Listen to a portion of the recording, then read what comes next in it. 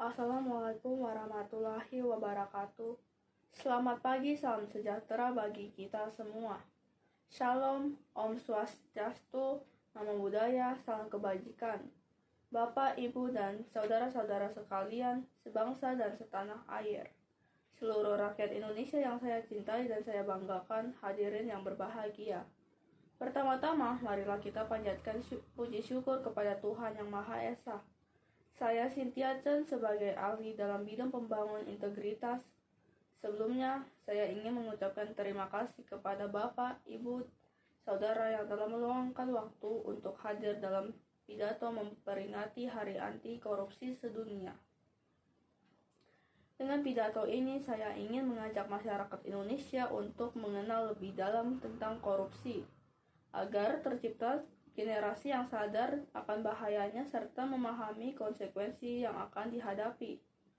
Apakah kita rela membiarkan bayangan korupsi mengotori masa depan negeri yang kita cintai?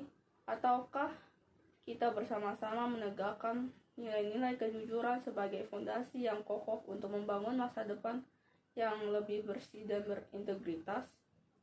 Akhir-akhir ini, kasus korupsi di Indonesia meningkat. Hal ini disebabkan oleh nafsu hidup untuk berfoya-foya. Manusia yang sekarang lebih memilih sesuatu yang instan, mendapatkan uang dengan cara yang mudah dan cepat. Namun, terkadang juga orang-orang yang bekerja keras mendapatkan hasil yang lebih sedikit dibandingkan orang-orang yang mendapatkan hasil secara instan. Korupsi biasanya sering dilakukan oleh orang-orang yang memiliki kedudukan tinggi di masyarakat, dunia usaha, atau pemerintahan. Mereka menyalahgunakan uang negara atau perusahaan untuk keuntungan pribadi ataupun orang lain. Apakah kita akan terus membiarkan nafsu hidup yang mementingkan keuntungan pribadi menenggelamkan nilai-nilai moral dan keadilan yang seharusnya menjadi landasan kuat bangsa ini? Korupsi adalah kejahatan yang luar biasa yang menghambat pembangunan, bisa merusak perekonomian bangsa dan juga bisa menyengsarakan rakyat. Di bidang ekonomi terdapat berbagai kasus korupsi hingga merenggut peluang-peluang pertumbuhan yang seharusnya melimpah. Dampak korupsi bisa dilihat dari mahalnya harga jasa dan pelayanan publik, masyarakat yang semakin miskin atau terbatasnya fasilitas pendidikan dan kesehatan. Contoh dampak-dampak korupsi di berbagai bidang adalah di bidang ekonomi, kesehatan, dan meningkatnya kemiskinan.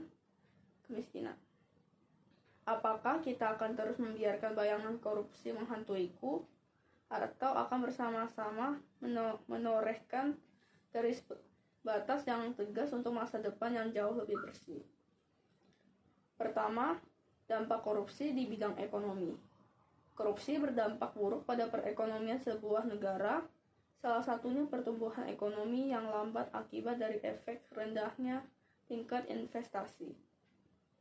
Hal ini terjadi akibat investor enggan masuk ke negara dengan tingkat korupsi yang tinggi. Korupsi juga menambah beban dalam transaksi ekonomi dan menciptakan sistem kelembagaan yang tinggi. Adanya suap dalam sebuah perekonomian menyebabkan biaya transaksi ekonomi menjadi semakin tinggi. Hal ini menyebabkan melambatnya perekonomian, membuat kesenjangan sosial semakin lebar. Orang kaya dengan kekuasaan mampu melakukan suap akan semakin kaya, sementara orang miskin akan semakin terpuruk dalam kemelaratan. Kedua, dampak korupsi di bidang kesehatan.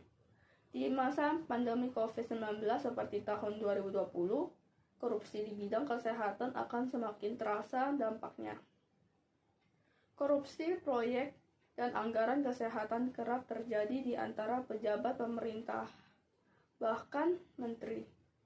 Sudah 2 mantan Menteri Kesehatan Indonesia yang ditahan karena korupsi, yaitu Ahmad Suyudi dan Siti Fadila Supari. Korupsi jadi biang buruknya pelayanan kesehatan. 2 masalah utama adalah peralatan yang tidak memadai dan kekurangan obat. Perangkat medis yang dibeli dalam proses korupsi juga berkualitas buruk dan pelayanannya juga jelek. Korupsi juga membuat masyarakat sulit mengakses pelayanan kesehatan yang berkualitas. Dampak dan korupsi bidang kesehatan adalah secara langsung mengancam nyawa masyarakat. Ketiga, korupsi meningkatkan kemiskinan. Korupsi yang berdampak pada perekonomian menyumbang banyak untuk meningkatnya kemiskinan masyarakat di sebuah negara.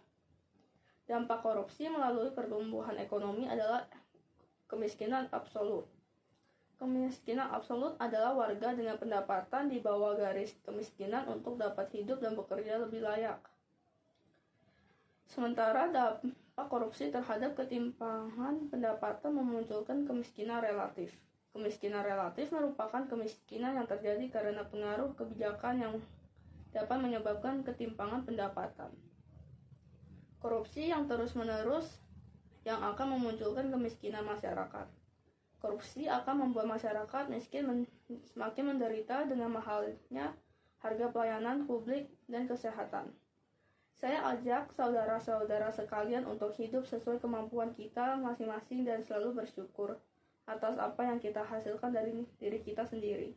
Maka dari itu, mari kita sama-sama berkomitmen untuk tetap bekerja keras untuk mendapatkan hasil yang kita kerjakan, karena di dunia ini tidak ada yang instan.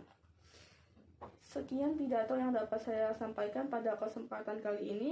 Apabila ada kesalahan baik dari pidato saya atau gerak-gerik saya dalam menyampaikan pidato, saya memohon maaf yang sebesar-besarnya kepada semua yang sudah hadir di acara kali ini. Saya juga sangat berterima kasih kepada Anda semua atas atensinya. Assalamualaikum warahmatullahi wabarakatuh. Om Santi, Om Namo Buddhaya. Semoga Tuhan memberkati.